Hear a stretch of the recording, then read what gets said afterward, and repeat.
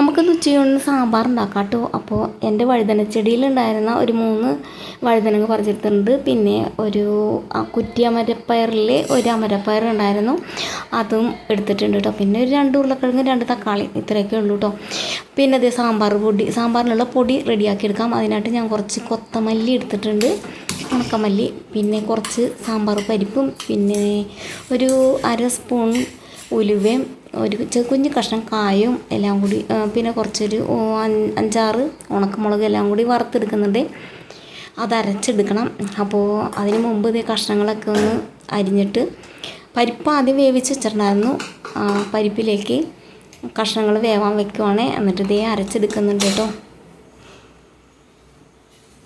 അപ്പോൾ ഇതേ അരകല്ലിൽ വെച്ചിട്ട് അമ്മിക്കല്ലിൽ വെച്ച് നല്ലപോലെ അരച്ചെടുക്കുന്നുണ്ട്.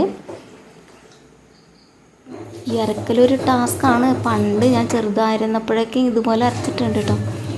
ഞാൻ സാമ്പാർ പൊടി വാങ്ങിച്ചിട്ടാണ്, സാമ്പാർ പൊടിയാണ് സാമ്പാറിൽ യൂസ് ചെയ്യാറ്. അപ്പോൾ ഇന്ന് എനിക്ക് തോന്നി ഇങ്ങനെ ഒന്ന് ഉണ്ടാക്കി നോക്കാമെന്ന് തോന്നി കേട്ടോ.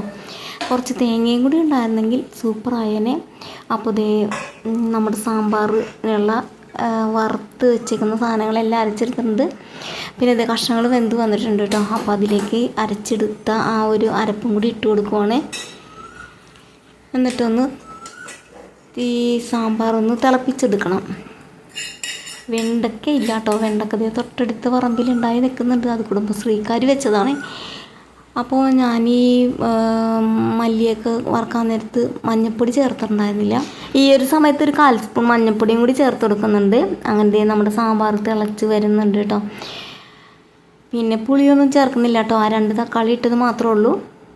നല്ല തിക്കായിട്ടുള്ള സാമ്പാർ കിട്ടിയിട്ടുണ്ട്.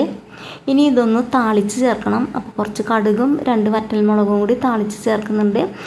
അങ്ങനെ ഇതേ നല്ല സാമ്പാറും കൂട്ടി ഉച്ചയൂണ് വിളമ്പി. അപ്പോൾ ഇന്നത്തെ വീഡിയോ ഇത്രേ ഉള്ളൂ. അടുത്ത വീഡിയോ കാണാം കേട്ടോ. ബായ്.